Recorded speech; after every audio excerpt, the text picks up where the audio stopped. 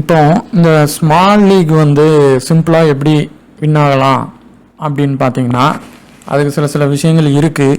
ஆனால் தொடர்ச்சியாக வின் ஆகிட்டே இருக்கலாமா அப்படின்னு பார்த்தீங்கன்னா அது நம்ம கான்டெஸ்ட்டும் டீம் மேக்கினை பொறுத்து தான் அது வந்து வேறுபடும். கண்டிப்பாக 1 or 2 லாஸும் ஆக தான் செய்யும். அது என்னென்ன பண்ணால் அதிலிருந்து இது பண்ணலாம் அப்படின்னு பார்க்கலாம். ஃபஸ்ட்டு பார்த்தீங்கன்னா நம்ம அதை எந்த ஆப்பில் ப்ளே பண்ணணும் அப்படிங்கிறத நம்ம டிசைட் பண்ணணும். ட்ரீம் 11 மற்ற இதா அப்படிங்கிறதுல அடுத்து எவ்வளோ இன்வெஸ்ட்மெண்ட் பண்ணலாம். இப்போ ஒரு இந்தியா மேட்ச் நடக்குது இல்லை ஒரு சின்ன மேட்ச் நடக்குதுன்னா அதில் இவ்வளோ தான் இன்வெஸ்ட்மெண்ட் பண்ணணும் அப்படின்னா அதுக்கு மேலே பண்ணக்கூடாது. அதிகமாக பண்ணிகிட்டே போனீங்கன்னா ஒரு இது லாஸ் ஆச்சுன்னா கம்ப்ளீட்டாக எல்லாமே லாஸ் ஆயிரும். ஸோ அதுக்கடுத்து பார்த்தீங்கன்னா விளையாட போகிற இதில் அந்த வென்யூவையும் இப்போ ஒரு டோர்னமெண்ட் நடக்குது, ICC T20 வேர்ல்டு கப் நடக்குது, இல்லை ஒரு இந்தியா பாகிஸ்தான் இங்கிலாந்துக்குமான ஒரு சின்னதாக ஒரு மேட்ச்சு டோர்னமெண்ட்டு T20 அப்படி நடக்குது, இல்லை ஒன் டே கப் நடக்குன்னா அந்த டோர்னமெண்ட் அந்த வென்யூ ஃபுல்லாக ப்ராக்ரஸ் பண்ணணும். ஒவ்வொரு பிச் கண்டிஷனும் எப்படி இருக்குது என்ன மாதிரின்னு. ஸோ அந்த வென்யூவை ப்ராக்ரஸ் பண்ணி அந்த வென்யூவில் எப்படிலாம் மூவ் ஆகிருக்குன்னு பார்க்கணும். அடுத்து கான்டாக்ட் செலெக்ஷன், எந்த மாதிரியான கான்டெஸ்ட்டை செலெக்ஷன் பண்ணலாம் அப்படின்னு பிளேயரோடைய ஸ்டாட்ஸ் கண்டிப்பாக பார்க்கணும். இந்த ஸ்மால் லீகை பொறுத்தவரை கண்டிப்பாக பார்த்து அதுக்கு தக்கனமான மெயின் பிளேயர்ஸை எடுக்கணும். பிளேயர்ஸை எந்த மாதிரி செலெக்ஷன் பண்ணலாம் அதுக்கப்புறம் அப்படிங்கிறத பார்க்கணும். அதுக்கு கேப்டன் வைஸ் கேப்டன் எப்படி கொடுக்கணும் அப்படிங்கிறதும் எந்த இது டைமில் ஜாயின் பண்ணணும், அதே மாதிரி எந்தெந்த கான்டெஸ்ட்டை அவாய்ட் பண்ணணும், இதை எல்லாத்தையுமே ஒன்று ஒன்றா சொல்கிறோம். நமக்கு தெரிஞ்ச ஒரு சின்ன டிப்ஸை ஷேர் பண்ணதுக்கான இது பண்ணுறோம். நீங்கள் ட்ரை பண்ணி பாருங்கள், ஏற்கனவே பண்ணியிருப்பீங்க. ஆப் செலெக்ஷன், இப்போ நீங்கள் நிறைய பேர் எல்லாமே பார்த்தீங்கன்னா ட்ரீம் 11 தான் கான்டெஸ்ட் பார்த்தீங்கன்னா நிறைய வந்துக்கிட்டே இருக்கும்.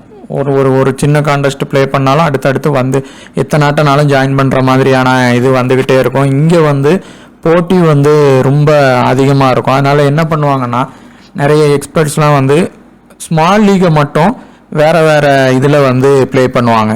இந்த ரியல் 11, மைஃபேப் 11, விசன் 11 இதே மாதிரி வேறு மை சர்க்கிள் வேறு ஏதாவது ஒரு இதில் ப்ளே பண்ணுவாங்க. ட்ரீம் 11 பொறுத்தவரை பெரிய அமௌண்ட்டுக்கான விளையாடுறது தான் நிறைய பேர் விளையாடுவாங்க. மற்றபடி ப்ளே பண்ணுறது பார்த்தீங்கன்னா உங்களுக்கு லாஸும் ஆகும் இதுவும் ஆகும். ஏன் அப்படின்னா இங்கே வந்து போட்டி அதிகம். ப்ரைம் டீமில் இருந்து டீம் வாங்கிட்டு வருவாங்க, 2 பேரும் சேர்ந்து நிறைய மேட்ச் ப்ளே பண்ணுறாங்க. இப்போ 3 ஸ்பாட்டு கேம்னா 2 பேரும் சேர்ந்து இப்போ ட்ரீம் 11 சேர்ந்து பண்ணிவிட்டு அவங்க 2 பேரும் ஃபஸ்ட்டே ஜாயின் பண்ணிப்பாங்க. நீங்கள் உள்ளே போனீங்கன்னா நீங்கள் மாட்டிப்பீங்க. அவங்க 2 பேரும் வின் ஆகிட்டே இருப்பாங்க. அவங்க ஒரு கான்டெஸ்ட் பண்ண மாட்டாங்க, 10 கான்டெஸ்ட்டுக்கு மேலே ஜாயின் பண்ணுவாங்க.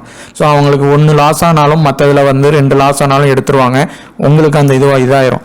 ஸோ என்னென்னா இதில் ரியல் 11 விசன் 11லலாம் போட்டி பார்த்தீங்கன்னா இதை கம்பேர் பண்ணும்போது கம்மியாக தான் இருக்கும். ஸோ அதே மாதிரி இதில் ஏன் இவ்வளோ பேர் இதில் பண்ணுறாங்கன்னா இதில் வந்து எந்தெந்த பிளேயரை எந்தெந்த கேட்டகரியிலனாலும் ட்ரீம் 11 எடுக்கலாம். ஆனால் மற்ற இதில் அந்த மாதிரி பண்ண முடியாது. கிரிக்கெட் பேட்ஸ்மேன்னா வந்து 3 பேட்ஸ்மேன் எடுக்கிற மாதிரியான கண்டிஷன் இருக்கும். பவுலர்னால் இவ்வளோ பேர் தான் எடுக்கிற மாதிரியா இருக்கும். ஸோ அதனால மற்றவங்க இதை ப்ரிஃபர் பண்ணுவாங்க. அப்போ தான் லாஸ் கொஞ்சம் கம்மியாகும் அப்படின்ட்டு. ஆனால் நீங்கள் ட்ரீம் 11 தான் பண்ணுவேன் அப்படின்ட்டு நீங்கள் பண்ணிங்கன்னா அதுக்கு சில விஷயங்களெல்லாம் ஃபாலோ பண்ணாதான் அந்த இதில் நம்ம வின் ஆக முடியும். அடுத்து பார்த்தீங்கன்னா இன்வெஸ்ட்மெண்ட். இன்னைக்கு ஒரு இதில் நீங்கள் இன்வெஸ்ட்மெண்ட் பண்ணுறீங்கன்னா கான்டெஸ்ட் பார்த்தீங்கன்னா 27 இருந்து 1500 அதுக்கு மேலேயும் ஸ்மால் லீக் வந்து போய்கிட்டே தான் இருக்கும். 3 ஸ்பாட்டு 4 ஸ்பாட்டு 5 ஸ்பாட்டுன்ட்டு மேக்ஸிமம் 3 ஸ்பாட்டு இல்லை 4 ஸ்பாட்டு இந்த 2க்கு மேலே நீங்கள் ப்ளே பண்ணாதீங்க. ஏன்னா நீங்கள் அதுக்கு மேலே திரும்ப ரிஸ்க் எடுக்க வேண்டிய கண்டிஷன் மாதிரி ஆகும், லாஸும் ஆயிடலாம். ஸோ இப்போ இதில் மேக்ஸிமம் ஃபஸ்ட்டு நாங்கள் ஆரம்பித்த அந்த டயத்தில் நான் ப்ளே பண்ண ஆரம்பிக்கும் போது ஜஸ்ட்டு இந்த 27 கான்டெஸ்ட்டு 35 கான்டெஸ்ட்டு 85 கான்டெஸ்ட் இருக்கும். 27 கான்டெஸ்ட்டே பார்த்தீங்கன்னா 20 கான்டெஸ்ட் ஜாயின் பண்ணுவோம். அதில் 12 கான்டெஸ்ட் வின் ஆகும், 8 கான்டெஸ்ட் லாஸ் ஆகும். ஆனாலும் பார்த்தீங்கன்னா எனக்கு ஒரு 500 to 800 வரை லாபம் வந்துடும், போட்ட பணமும் வந்துடும். ஆனால் ஒரு 3 டீமாக பிரித்து 3 to 4 டீம் எடுப்போம். 4மே இப்போ 20 டீமில் மாற்றி இது பண்ணிடுவோம். கண்டிப்பாக அதில் ஒரு 12 டீம் வின் ஆயிரும். ஆனால் இப்போ வந்து பார்த்தீங்கன்னா பார்ட்டிசிபேஷனும் கான்டெஸ்ட்டோட இதுவும் அதிகமாகிட்டு உங்களுக்கு ப்ரைமில் இருந்து நிறைய டீம் வாங்கிட்டு வராங்க, ஜாயின் பண்ணி விளையாடுறாங்க. நிறைய பேர் ஜாயின் பண்ணி விளையாடுறாங்க. நானும் ப்ளே பண்ணியிருக்கிறேன் அந்த மாதிரி ஸ்மால் லீக் ஆரம்பத்தில். அப்போ நீங்கள் உள்ளே போகிறப்போ நீங்கள் மாட்டிக்கிறதுக்கான வாய்ப்புகள் இருக்கும். ஸோ இன்வெஸ்ட் பண்ணும்போது 100 ரூபா போட்டிங்கன்னா கண்டிப்பாக அதை பிரித்து போடுங்க. ஒரு 100 ரூபா போடுறப்ப டேரெக்டாக 100 ரூபா போடாமல் 27ல் ஒரு 3 கான்டெஸ்ட்டு, 19ல் 2 கான்டெஸ்ட்டு அந்த மாதிரி போடுங்க. 200 ருபீஸ் இப்போ 209 கான்டெஸ்ட் ப்ளே பண்ணுறீங்க அப்படின்னா ரெண்டாக போட்டு ட்ரை பண்ணி பாருங்கள். இப்போ 500 போடுறீங்கன்னா 2 போடுங்க. சப்போஸ் ஒரு கான்டெஸ்ட்டில் ஒரு மேட்ச் நீங்கள் லாஸ் ஆகிட்டீங்கனாலும் இன்னொன்று உங்கள் போட்ட பணத்தை அது நீங்கள் வின் பண்ணிடலாம். இப்போ 1000 அதுக்கு மேலே நீங்கள் ப்ளே பண்ணுறீங்க அப்படின்னா அந்த பிளேயர்ஸை கரெக்டாக பார்த்து நீங்கள் எடுத்து தான் அதை நீங்கள் ப்ளே பண்ணணும். இல்லைன்னா லாஸ் ஆனால் டபுள் மடங்கில் லாஸ் ஆகும்.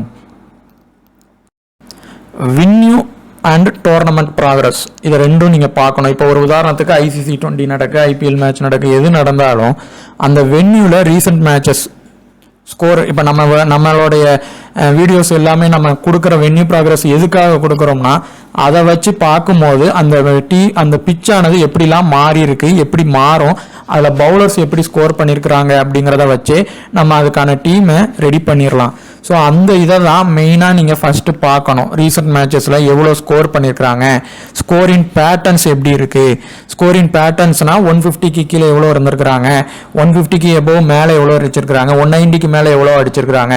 ஸோ இப்போ இது டாமினேட் பண்ணுற டீமா அப்படிங்கிறத பார்த்துட்டு நீங்கள் அதுக்கு தக்கனமான பிளேயர்ஸை கொண்டு வரலாம். அடுத்து விக்கெட் ஃபால்ஸ் எந்த மாதிரி ஆயிருக்கு, ஃபர்ஸ்ட் இன்னிங்ஸில் எவ்வளோ ஆயிருக்கு, செகண்ட் இன்னிங்ஸில் எவ்வளோ ஆயிருக்கு, ஃபேசர்ஸுக்கு எவ்வளோ ஆயிருக்கு, ஸ்பின்னர்ஸ்க்கு எவ்வளோ ஆயிருக்கு, இந்த டீட்டெயில்ஸ் எல்லாமே நம்ம வீடியோவில் கொடுத்துட்டே இருப்போம். எதுக்குன்னா அப்போதான் அவங்க நமக்கே அது ஒரு ஐடியா கரெக்டாக கிடைக்கும். ஓகே, அப்போ இவரை எடுக்கலாம், இவரை எடுக்க வேண்டாம் அப்படின்னு. பிச் ரிப்போர்ட் மட்டும் கரண்ட்டாக என்ன இருக்குது, லாஸ்ட்டாக நடந்த மேட்சாக இருந்தாலும் இன்னைக்கு நடக்கிற மேட்ச்சில் என்ன பிச் ரிப்போர்ட் இருக்குங்கிறத பார்த்து இது பேட்டிங்க்கு சப்போர்ட் ஆகுமா, ஸ்பின் பவுலருக்கு சப்போர்ட் ஆகுமா, ஃபாஸ்ட் பவுலருக்கு சப்போர்ட் ஆகுமா அப்படிங்கிறத பார்த்துட்டு நீங்கள் அதுக்கப்புறம் பார்த்து எடுங்க. லாஸ்ட்டாக நடந்த பிச் ரிப்போர்ட்டை மட்டும் பார்க்க வேண்டாம். இப்போ கரண்ட்டாக என்ன இருக்குது, இல்லை சேம் இதில் ட்ராக்கில் தான் பண்ணாங்கன்னா மேக்ஸிமம் அதே தான் இருக்கும். அடுத்து ரன் ப்ராக்ரஸ்னால் இப்போ ஒரு பவர் பிளேயில் எவ்வளோ ரன் பண்ணுறாங்க அந்த வென்யூவில். இப்போ சப்போஸ் நம்ம பவர் பிளேயில் ப்ராக்ரஸ் மேக்ஸிமம் சொல்லிட்டு இருப்போம், நம்ம வீடியோ பார்க்குறவங்களுக்கு தெரிஞ்சிருக்கும். ஃபர்ஸ்ட் இன்னிங்ஸில் பவர் பிளேயில் ஒரு T20னா ஒரு 1 to 6 ஓவரு, 1 டேனா 1 to 10, 12 ஓவரு இந்த மாதிரிலாம் வரும். அப்போ இந்த ரன் ப்ராக்ரஸ் பவர் பிளேயில் எவ்வளோ ஆனுக்கு வந்திருக்காங்க, அடுத்த பவர் பிளேயில் எவ்வளோ வராங்க, டெத் ஓவர் கண்டிஷனில் எவ்வளோ வந்திருக்கிறாங்க, இதை நம்ம அந்த வென்யூவை இது பண்ணி பார்த்தாலே அவங்க அங்கே கொடுத்துருப்பாங்க. நம்ம வீடியோலையும் நம்ம பவர் பிளே ப்ராக்ரஸ் கரெக்டாக கொடுத்துட்ருப்போம். ஸோ அந்த மாதிரியான ப்ராக்ரஸும் நீங்கள் பார்க்கணும். இந்த மாதிரி பார்த்தீங்கன்னா அடுத்து பிளேயர் ஸ்டாட்ஸு, அந்த வென்யூவாக இருக்கட்டும், அவங்க டீம் எந்த டீம், இப்போ உதாரணத்துக்கு விராட் கோலி ப்ளே பண்ணுறாங்கன்னா அவங்க அந்த வென்யூவில் எப்படி பண்ணியிருக்காங்க, அவங்க பேட்டிங் எப்படி இருக்குது, நம்ம இந்த இதில் கிரெடிட் பெர்சன்டேஜ் வச்சு அவங்க வென்யூவில் ஹை பெர்சன்டேஜில் எப்படி இருக்கிறாங்க, இந்த அவங்களுக்கு த்ரெட்டு எப்படி இருக்குது, இது எல்லாமே இந்த இதில் பிளேயர் மேட்சப்ஸு, வீக்னஸ்ஸு, ஸ்ட்ரென்த்து இது எல்லாமே பார்த்துக்கணும். இப்போ விராட் கோலிக்கான த்ரெட்டு அந்த பக்கம் இல்லாத பட்சத்தில் அவரானது நல்ல பெர்ஃபார்மன்ஸ் பண்ணிடுவார். இப்போ அதே இது அந்த இடத்துல த்ரெட்டு இருக்குது அப்படின்னா அந்த இடத்துல அவரை லீவ் பண்ணிவிட்டு அவருக்கு பதிலாக வேறு என்ன பிளேயர் வருவாங்க அப்படிங்கிறத அந்த கண்டிஷனில் நம்ம ஸ்விட்ச் பண்ணி எடுக்கணும். ஸோ அப்போ நம்ம இந்த பிளேயரோட ஸ்டாட்ஸை கண்டிப்பாக அந்தந்த மேட்சுக்கு நம்ம பார்க்க தான் செய்யணும். அப்போனா தான் கண்டிப்பாக நம்மளுக்கு யார் பேட்டிங்கில் நல்லா பண்ண முடியும், பவுலிங்கில் யார் எடுக்க முடியும், யார் நிறைய டைம் அவுட்டாக இருக்காங்கங்கிற ஒரு ஆப்ஷன் கிடைக்கும். எந்த மாதிரி பிளேயர்ஸை டீமில் எடுக்கலாம் அப்படின்னா, நீங்கள் ஒரு 2 ஸ்பாட்டோ 3 ஸ்பாட்டோ 4 ஸ்பாட்டோ எந்த இதுலனாலும் ப்ளே பண்ணுவீங்க. அதில் உங்கள் ஆப்போனண்ட் எப்படி எடுத்திருப்பாங்க அதை மட்டுமே நீங்கள் யோசித்து எடுக்கணும். நீங்கள் இவர் நல்லா ப்ளே பண்ணுவார், அவர் நல்லா ப்ளே பண்ணுவார்லாம் ரெண்டாவது கண்டிஷனில் இருந்தாலும் அவர் என்ன எடுப்பார், அவர் இப்போ ரோஹித் சர்மா எடுப்பார், இவர் எடுப்பார். அப்போ நம்ம அதே இதை எடுத்துகிட்டு போனால் நம்மளால் கண்டிப்பாக வின் ஆகிறோம் அப்படின்னா வின் ஆகிறது லாஸ்ட்டில் ஏதாவது பாயிண்டில் மிஸ் ஆகிறதுக்கும் வாய்ப்பு இருக்கும். அப்போ ஒரு சிம்பிள் விஷயந்தான், ஒரு ஸ்மால் லீக் விளையாடுறீங்களா, ஒரு 7 to 8 பிளேயர் சேஃப் பிக்கு பாருங்கள். அவங்களுக்கு ஸ்டாட்ஸையும் நல்லா இருக்கான்னு பார்த்துக்கிடுங்க. அதே நேரத்தில் அவங்களுக்கு ஆப்பர்ச்சுனிட்டி இருக்கணும். இப்போ நடக்கிற ICC T20ல் ரவீந்திர ஜடேஜா எல்லா மேட்ச்லேயும் இப்போ இந்தியா இதில் இருந்தால் அவர் கண்டிப்பாக 4 ஓவர் போட்டுருவார், எல்லாம் பண்ணுவாங்க. இப்போ வெஸ்ட் இண்டீஸுக்கு போனால் கூட போட்டுருவார். ஆனால் இப்போ அவருக்கு ஆப்பர்ச்சுனிட்டி இல்லை. ஸோ அவரால் வரவே இல்லை. ஸோ அவர் நல்ல ஒரு பிளேயர் தான், ஆனால் ஆப்பர்ச்சுனிட்டி இல்லை. இந்த மாதிரி அந்த பிச்சுக்கு யாருக்கு ஆப்பர்ச்சுனிட்டி கிடைக்கும், இவங்க 4 ஓவர் போட்டுருவாங்க, இவங்க டாப் ஆர்டர் போடுவாங்க அப்படின்னு பார்த்து ஃபஸ்ட்டு எடுக்கணும். அதுக்கடுத்து டெத் ஓவர் பவுலர்ஸ். இப்போ ஒரு பவுலிங் பிச்சாக இருக்கட்டும், பேட்டிங் பிச்சாக இருக்கட்டும், ஃபர்ஸ்ட் இன்னிங்ஸ் பவுலிங் போடுறாங்க அப்படின்னா அந்த டீமோடைய டெத் ஓவர் பவுலரை நீங்கள் கண்டிப்பாக எடுத்தே ஆகணும். அது யாருன்னு தெரிஞ்சுக்கிட்டு, இப்போ ஒரு உதாரணத்துக்கு நம்ம ஃபஸ்ட்டு இந்தியானா பவர் பிளேயில் சிராஜ் போடுறாரு, பும்ரா டெத் ஓவரும் போடுவாங்க. இந்த மாதிரி ஒவ்வொரு டீம்லையும் யார் இருக்காங்க அப்படின்னு பார்த்துட்டு அவங்கள ஃபர்ஸ்ட் இன்னிங்ஸ், அது பேட்டிங்காக இருந்தாலும் பவுலிங் பிச்சாக இருந்தாலும் அவங்கள எடுத்துக்கணும். இப்போ இதே பவுலிங் பிச்சாக தான் இருக்குன்னா கூட 2 பக்கம் இருக்கிற டெத் ஓவர் பவுலரை நீங்கள் டீமில் கட்டாயமாக எடுத்து தான் ஆகணும். அவர் நல்லா போடுறாரு போடலை, ஆனால் யாராவது கண்டிப்பாக அதில் பெர்ஃபார்மன்ஸ் பண்ணிடுவாங்க, அவங்க இந்த பக்கம் பண்ணிடுவாங்க. அதே மாதிரி ஒரு டீம் வின் ஆயிரும் அப்படின்னு நினச்சிங்கன்னா சேசின்ல ஸ்பின்னர்ஸை குறைச்சிட்டு அந்த இடத்துல நீங்கள் ஃபாஸ்ட் பவுலர்ஸை ட்ரை பண்ணி பாருங்கள்.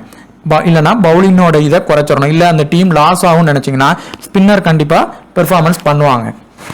அடுத்து பெர்சன்டேஜ் கேட்டகரி பார்த்தீங்கன்னா அதாவது 50 to பெர்சன்டேஜுக்கு பிலோ ஒரு 4 to 3 பிளேயர் நீங்கள் எடுத்தீங்கன்னா கண்டிப்பாக அவங்க எந்த பிளேயர் எடுக்க மாட்டாங்களோ, இப்போ நம்ம வீடியோவில் சொல்லுவோம் இந்த கேட்டகரியில் இந்த பிளேயர்ஸ் வர்றதுக்கான வாய்ப்பு இருக்குது, அவங்கள ட்ரை பண்ணி பாருங்கள் அப்படின்னு.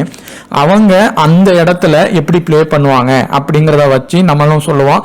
சில நிறைய டிக் ஆகும், சில டிக் ஆகாமலும் போவோம். ஆனால் அவங்கள நீங்கள் எடுக்கிற பட்சத்தில் அவங்க உங்கள் பிளேயர் எடுக்க மாட்டாங்க. உங்களை எழுத்து விளாடுறவங்க இதில் வேண்டாம் அப்படின்ட்டு நிறைய பேர் விடுவாங்க. ஸோ அவங்கள நீங்கள் எடுக்கும்போது நீங்கள் ஈஸியாக வின் ஆயிடுவீங்க. ஒரு வேளை சிவிசி விட்டாலோ இல்லை விசி விட்டாலோ அவங்க உங்களுக்கு பண்ணிடுவாங்க. அதுக்கடுத்து ஒரு ஹை பெர்சன்டேஜ் பிளேயரை ஒவ்வொரு கேட்டகரியில இருந்தும் ரிஸ்காக விட்டு பாருங்க. இது எப்போன்னா நீங்கள் ஒரு 27 rupees, ஒரு 45 rupees, 90 rupees பே பண்ணால் பிரச்சனை இல்லை. ஆனால் இதே ஒரு 299 rupees, 500 rupees, 700 rupees, 1000க்கு மேலே ப்ளே பண்ணுறீங்கன்னா ஒரே ஒரு கேட்டகரியில் இருக்கிற ஒரு ஹை பெர்சன்டேஜ் பிளேயர். இப்போ உதாரணத்துக்கு லாஸ்ட் மேட்ச் நம்ம வீடியோவில் சொல்லியிருந்தோம், விராட் கோலி, ரோஹித் சர்மாவில் ஒருத்தவங்க ஃபெயிலியர் ஆவாங்க, இவங்க பாபர் அசாம் இவங்கள ஃபெயிலியர் ஆவாங்க. இந்த மாதிரி ஒருத்தவங்க சொல்கிறப்போ அவங்க இதில் என்ன வீக்னஸ் இருக்குன்னு பார்த்து நீங்கள் ரிஸ்கா, ஆனால் அந்த கேட்டகரியில் நீங்கள் ஒருத்தரை விட்டால் ஒருத்தரை கண்டிப்பாக எடுத்தே ஆகணும். இப்போ ரோஹித் சர்மா விடுறீங்கன்னா கோலியை எடுத்தே ஆகணும். அதே மாதிரி அந்த இடத்துல இருக்கிற அடுத்த ஹை பெர்சன்டேஜும் நீங்கள் எடுத்தே ஆகணும். ஸோ அந்த மாதிரி கேட்டகரி வைஸ் பவுலிங்கில், ஆல்ரவுண்டரில் ஒரே ஒரு ஹை பெர்சன்டேஜ் பிளேயரை ரிஸ்க் எடுத்து அதை ரிமூவ் பண்ணிட்டு அந்த இடத்துல ஒரு லோ பெர்சன்டேஜ் பிளேயரை நீங்கள் கொண்டு பார்க்கணும். அதுக்கப்புறம் அந்த பிச்சுக்கு யார் சப்போர்ட் ஆவாங்களோ அந்த பிளேயர்ஸுக்கு முக்கியத்துவம் ஃபர்ஸ்ட் கொடுத்து அவங்கள ட்ரை பண்ணுங்க. அதுக்கடுத்து பார்த்தீங்கன்னா ஒரு பிளேயர் புதுசாக டீமுக்குள்ளே வராரு அப்படின்னா, இப்போ சப்போஸ் இந்த டேவிட் வார்னர் சில மேட்ச் ப்ளே பண்ணவே இல்லை, இப்போ திடீர்னு உள்ளே வராங்க. அதே மாதிரி ஒரு பவுலர் செவன் டைம் ப்ளே பண்ணியிருக்க மாட்டாங்க, உள்ளே வருவாங்க. இவங்க 2 பேருக்குமே பார்த்தீங்கன்னா இப்போ ஒரு பேட் கமின்ஸ் வராங்க, இல்லை ஒரு சிராஜ் உள்ளே வராங்க. இவங்கள மாதிரி ஆட்கள் 4 ஓவரும் போட்டுருவாங்க. வார்னரு, சப்போஸ் ஜெய்ஸ்வால் இப்பெல்லாம் உள்ளே வராங்கன்னா அவங்க டாப் ஆர்டர் பேட்டிங் கிடைக்கும். ஸோ இந்த மாதிரி ஆப்பர்ச்சுனிட்டி இருக்கிற ஒருத்தங்க உள்ளே வராங்கன்னா அவங்கள மஸ்டாக டீமில் நீங்கள் எடுத்துருங்க. மற்றவங்க எடுக்காட்டினாலும் அவர் லோ பெர்சன்ட்ல இருந்தாலும், அவர் ரீசன்ட் ஃபார்ம் நல்லாவே இல்லைனாலும் நீங்கள் எடுத்துருங்க. அவர் கண்டிப்பாக ஒரு ட்ரீம் டீம் அளவுக்கு பெருசாக ப்ளே பண்ணுவார், உங்களுக்கு பாயிண்ட்ஸ் கிடைக்கும். சிவிசி ஆப்ஷன் பார்த்தீங்கன்னா எந்த மாதிரி ட்ரை பண்ணலாம் அப்படின்னா, maximum safe captain and safe vice கேப்டனுக்கே ஃபஸ்ட்டு நீங்கள் ட்ரை பண்ணுங்க. அடுத்து இன்னொரு டீம் கிரியேட் பண்ணி அதில் ப்ளே பண்ணுறப்போ ஒரு கேப்டனை சேஃபான ஒரு ஆளை எடுத்துட்டு, ஹை பெர்சன்டேஜில் இருக்க ஹை பெர்சன்டேஜ் கேப்டனோ இல்லை ஹை பெர்சன்டேஜ் வைஸ் கேப்டனையோ நீங்கள் கேப்டனாக எடுத்துட்டு ஒருத்தங்களை கொஞ்சம் ரிஸ்காக போடுங்க. மேபி நம்ம இதில் சொல்லுவோம் இவர் வர வாய்ப்பு இருக்குது, உங்களுக்கு நீங்கள் பார்த்துருப்பீங்க உங்கள் ப்ரெடிக்ஷன் படி இவங்க வராமல் கூட போயிடலாம். ஸோ அதுக்கு ஏற்ற மாதிரி ஒருத்தங்களை ரிஸ்காக ட்ரை பண்ணி பாருங்க. அடுத்து டபுள் ஆப்ஷன் யாருக்கெல்லாம் இருக்குது. இப்போ ஹார்திக் பாண்டியா பேட்டிங் பண்ணுவார், பவுலிங் போடுவார். அதே மாதிரி பார்த்தீங்கன்னா இப்போ ரிஸ்வான் பார்த்தீங்கன்னா பேட்டிங்கும் பண்ணுவாங்க, விக்கெட் கீப்பருக்கு போயிடுவாங்க. ரிஷப் பண்ட் பார்த்தீங்கன்னா விக்கெட் கீப்பரும் பண்ணுவாங்க, பேட்டிங் பண்ணுவாங்க. அதே மாதிரி பார்த்தீங்கன்னா அந்த மாதிரியான கேட்டகரியில் இருக்கிறவங்களுக்கு சிவிசி கொடுக்கலாம். அடுத்து பேட்டிங்கில் டாப் ஆர்டரில் 3 பேர் 4 பேர் 2 டீம்லேயும் விளையாடுறவங்களுக்கு ஒருத்தங்களுக்கு நீங்கள் கண்டிப்பாக கொடுக்கலாம். பேட்டிங் பிச்சாக இருக்கும்போது அவங்க பெர்ஃபார்மன்ஸ் பண்ணுவாங்க. பவுலிங் பிச்சாக இருக்கும்போது டெத் ஓவர் பவுலர் ஃபர்ஸ்ட் இன்னிங்ஸும் செகண்ட் இன்னிங்ஸ்க்கும் டெத் ஓவர் பவுலர், அதே மாதிரி ஆப்ஷன் யாருக்கு இருக்குது 4 ஓவர் போட்டுருவாங்க. அந்த மாதிரி உள்ளவங்களுக்கு ஒரு இதில் இப்போ நீங்கள் பவுலிங்க்கு சப்போர்ட் ஆகிற பிச்சுன்னா அந்த மாதிரி கண்டிப்பாக கொடுத்து ட்ரை பண்ணணும். இப்போ அடுத்து பார்த்தீங்கன்னா எந்த மாதிரி கான்டெஸ்ட்டை அவாய்ட் பண்ணலாம், எந்த மாதிரி இதை இது பண்ணலாம். இப்போ நீங்கள் ஒரு கான்டெஸ்ட் ஜாயின் பண்ணுறீங்கன்னா பொதுவாக ட்ரீம் 11 வந்து நீங்கள் பார்க்கும் போதே அதில் தெரியும் அவங்க எவ்வளோ கான்டெஸ்ட் ப்ளே பண்ணியிருக்கிறாங்க, எவ்வளோ இதில் இருக்கிறாங்க அப்படின்னு தெரியும். இப்போ ஒரு 10,000க்கு மேலே ஒருத்தங்க ப்ளே பண்ணியிருக்கிறாங்க அப்படின்னா ஒருத்தங்க மட்டும்தான் இருக்காங்கன்னா நீங்கள் கன்ஃபார்மாக ஜாயின் பண்ணுங்கள். இல்லை 20,000க்கு மேலே இருந்தால் ஜாயின் பண்ணுங்கள். ஆனால் அதே இடத்துல இப்போ நீங்கள் 3 ஸ்பாட் 4 ஸ்பாட்டில் விளையாடும் போது 1 லட்சத்துக்கு மேலே ப்ளே பண்ணியிருக்கிறாங்க, 50,000க்கு மேலே ப்ளே பண்ணவங்களும் இருக்கிறாங்க, 20,000க்கு மேலே ப்ளே பண்ணவங்களும் இருக்கிறாங்க அப்படின்னா நீங்கள் அந்த கான்டெஸ்ட்டில் ஜாயின் பண்ணாதீங்க. கண்டிப்பாக அந்த 3 பேரில் இருக்கிறவங்க தான் ஜெயிப்பாங்க, நீங்கள் தோற்று போயிடுவீங்க. இல்லை ஒரு 3 ஸ்பாட் இதில் வந்து பார்த்தீங்கன்னா 10,000க்கு உள்ளவங்களும் ப்ளே பண்ணியிருக்காங்க, 25,000 உள்ளவங்களும் ப்ளே பண்ணியிருக்காங்கன்னா 3ஆவதாக நீங்கள் போய் ஜாயின் பண்ணாதீங்க. அது ரொம்ப உங்களுக்கு கன்ஃபார்மாக நம்ம இதை பண்ணியே ஆவோம் அப்படின்னா போங்க. இல்லைன்னா அந்த இதில் ஜாயின் பண்ணாதீங்க. அந்த கான்டெஸ்ட் ஃபில் ஆன பிறகு நீங்கள் ஜாயின் பண்ணுங்கள். இல்லை அடுத்த கான்டெஸ்ட் பார்த்து ஜாயின் பண்ணுங்கள். இப்படி பண்ணும்போது நீங்கள் அமௌண்ட்டை வந்து நீங்கள் சேவ் பண்ணிக்கலாம். நமக்கு போடுற அமௌண்ட்டை வந்து நம்ம ஜெயிக்கணும். தேவையில்லாமல் போய் நீங்கள் மெனக்கிட்டு பிக் கான்டெஸ்ட் பிளேயர்ஸ் கூட போய் ஜாயின் பண்ணிங்கன்னா அவங்க ஈஸியாக வின் பண்ணிட்டு போயிடுவாங்க. இன்னொரு விஷயமும் நடக்குது. இப்போ ஒரு 299 கான்டெஸ்ட்டு 500 ருபீஸ் கான்டெஸ்ட்லாம் பார்த்தீங்கன்னா 2 பேர் ஸ்டார்டிங்லேயே போய் ஜாயின் பண்ணிக்கிறாங்க. அது ட்ரீம் 11லேயும் நடக்குது, மற்ற ஆப்பில் சில இதுலேயும் நடக்குது. ட்ரீம் 11ல நிறைய எடுக்குது. அவங்க போய் ஜாயின் பண்ணிக்கிடுவாங்க. ஒரு 1 or 2 பிளேயர்ஸ் மட்டும் மாற்றி எடுத்திருப்பாங்க. இப்போ நீங்கள் உள்ளே போகிறீங்க அப்படின்னா கண்டிப்பாக அந்த இடத்துல நீங்கள் லாஸ் ஆயிடுவீங்க. ஸோ அதனால தான் நிறைய பேர் மற்ற ஆப்பை ஸ்மால் லீக்கு ட்ரை பண்ணுவாங்க. ட்ரீம் 11 வந்து இந்த மாதிரி மெகா கான்டெஸ்ட் மினி ஜிஎல் இதுக்கு ட்ரை பண்ணுவாங்க. ஸோ உங்களுக்கு நீங்கள் ஸ்மால் லீகை பெட்டர் அதில் ட்ரை பண்ணுறதே பெட்ரு. ரெண்டாவது கான்டெஸ்ட்டை வந்து ஒரு எப்போ ஜாயின் பண்ணணும் அப்படின்னு பார்த்தீங்கன்னா அந்த கான்டெஸ்ட் வந்து போட்டு கொஞ்ச நேரத்துக்கு முன்னாடியே ஜாயின் பண்ணிடணும். அதுக்கப்புறம் ஒரு தெரியாத மேட்ச் விளையாடுறாங்க, அதே மாதிரி ஒரு மழை பெஞ்சிட்ருக்கு, இந்த மாதிரி கண்டிஷன்லாம் இருக்கு, ஒரு விக்கெட் கீப்பரில் 4 பேர் இருக்கிறாங்க, அப்படிலாம் வருது அப்படின்னா நீங்கள் அந்த மேட்சை ப்ளே பண்ணாதீங்க. ஒரு ஸ்மால் லீகே ப்ளே பண்ணாலும் ஒரு 17 ரூபா 27 ரூபாக்குள்ளே ப்ளே பண்ணுங்க. 300 ரூபா 400 ரூபாய்க்கு பண்ணாதீங்க. தெரியாத இதில் காசு போட்டு காசை வம்பாக்காதீங்க. அடுத்து பார்த்தீங்கன்னா இதில் ஒரு லாபமும் இருக்குது நஷ்டமும் இருக்குது. Midnight and early morning matches. இந்த midnight and early morning மேட்சஸில் உங்களால் லைனப் வரப்போ முடிச்சிருக்க முடியும்னா கண்டிப்பாக ப்ளே பண்ணுங்கள். ஏன் அப்படின்னா உங்களுடைய இதில் உள்ளவங்க மேக்ஸிமம் பார்த்தீங்கன்னா பேக்கப்பு போட்டுட்டு அவங்க படுத்துருவாங்க. சம்டைம் அந்த பேக்கப்பில் இருக்கிறவங்களும் வரமாட்டாங்க. ஒருவேளை பேக்கப் போடாமல் படுத்துருந்தாலும் அவங்க பிளேயர்ஸ் வந்து நிறைய பிளேயர்ஸ் வராமல் போயிடுவாங்க. நீங்கள் அந்த இடத்துல ஈஸியாக வின் ஆயிடுவீங்க. அதே இது உங்களுக்கும் ரிப்பீட் ஆகும். நீங்கள் அதே நேரத்தில் இது பண்ணலைன்னா அவங்க அதே மாதிரி பண்ணி கூட வின் ஆயிடுவாங்க. ஒன்று லைனப் வர முடிக்க முடியும்னா பண்ணுங்க, அப்படி இல்லைன்னா ஸ்கிப் பண்ணிடுங்க. இது மூலயமா வின்னும் அது அதிகமாக ஆக முடியும்.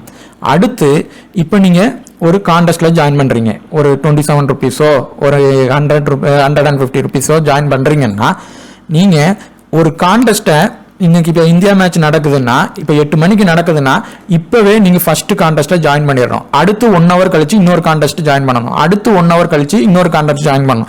இந்த மாதிரி ஒரு 1/2 hour 1 hour கேப் விட்டு தான் நீங்கள் சேம் ருபீஸில் போட்டாலும் சரி எவ்வளோ இதில் போட்டாலும் ஒரு 1 hour முன்னாடி ஜாயின் பண்ணணும். இல்லை ஒரு நாளைக்கு முன்னாடியே ஜாயின் பண்ணலாம். அப்படி தான் பண்ணணும். ஆனால் ட்ரீம் 11 பொறுத்தவரை நீங்கள் லாஸ்ட் லைனப் வந்த பிறகு ஜாயின் பண்ணிங்கன்னா கண்டிப்பாக அந்த நேரத்தில் இந்த ப்ரைமில் வாங்கிட்டு வரவங்க அம்புட்டு பேரும் ஒரே இதாக வேகமாக ஜாயின் பண்ணுவாங்க. அப்போ அந்த நேரத்தில் நீங்கள் ப்ரைமில் போய் மாட்டிப்பீங்க. உங்களுடைய அமௌண்ட் ஆனது ஈஸியாக நீங்கள் லாஸாக தான் ஆகுவீங்க. ஸோ அதுக்கு முன்னாடியே ஜாயின் பண்ணிடுங்க. அப்படி பண்ணால் மட்டும்தான் நீங்கள் ஈஸியாக வின் ஆக முடியும். இல்லைன்னா லைனப் வந்த பிறகு ஜாயின் பண்ண போனீங்கன்னா இவங்க ப்ரைமில் இருக்கிறவங்க 50 பேரும் மொத்தமாக போடுவாங்க. அவங்க ஒரு கான்டெஸ்ட் போட மாட்டாங்க. இதே மாதிரி ஏகப்பட்ட ஸ்மால் கான்டெஸ்ட் ஜாயின் பண்ணி விடுவாங்க. 50 கான்டெஸ்ட் 30 கான்டெஸ்ட்னு போடுவாங்க. ஸோ நீங்கள் அவங்க கூட போய் ஃபேஸ் பண்ணுற மாதிரி அது சேர்த்து விட்டுரும். ஸோ நீங்கள் லாஸ் தான் ஆவீங்க. அதே மாதிரி பெரிய பிளேயர்ஸ் கிட்ட போய் ப்ளே பண்ணி வேஸ்ட்டாக மணியை லாஸ் ஆகாதீங்க. ஒரு 10K வரைக்கும் இருக்காங்களா, ஒருத்தங்க தான் இருக்காங்கன்னா நீங்கள் ஷுவராக ஜாயின் பண்ணுங்கள். 20Kல ஒருத்தங்க இருக்காங்களா, ஷுவராக ஜாயின் பண்ணுங்கள். அந்த இடத்துல 2-3 பேர் பெரிய கான்டெஸ்ட் பிளேயர் தான் இருக்காங்கன்னா நீங்கள் கண்டிப்பாக இப்போ நம்ம சொல்கிற ப்ரெடிக்ஷன் சில இது நடக்கும், சில இது கரெக்டாக இருக்காமல் கூட போகலாம். ஆனால் நீங்கள் அதில் பண்ணிடுவீங்க அப்படின்னு உறுதியாக நினச்சா மட்டும் போங்க. இல்லைன்னா அவாய்ட் பண்ணிவிட்டு அதுக்கு அடுத்து வேறு கான்டெஸ்ட்டில் ஜாயின் பண்ணுங்க. இல்லையா வேறு ஆப்பில் ஜாயின் பண்ணுங்க. போடுற அமௌண்ட்டில் நமக்கு ஒரு ரூபா போட்டாலும் ஒன்று ஜெயிச்சு அந்த ரூபா வரணும், இல்லை அதோட லாபமாக வரணும். தெரிஞ்சே போய் லாஸ் ஆகாதீங்க. எனக்கு தெரிஞ்ச ஸ்மால் லீக் டிப்ஸ் இவ்வளோதான். உங்களுக்கு வேறு ஏதாவது தெரியும்னா கண்டிப்பாக கமெண்ட்டில் ஷேர் பண்ணுங்கள். உங்களுக்கு வீடியோ பிடிச்சிருந்துச்சுன்னா ஷேர் பண்ணுங்கள். தேங்க்யூ.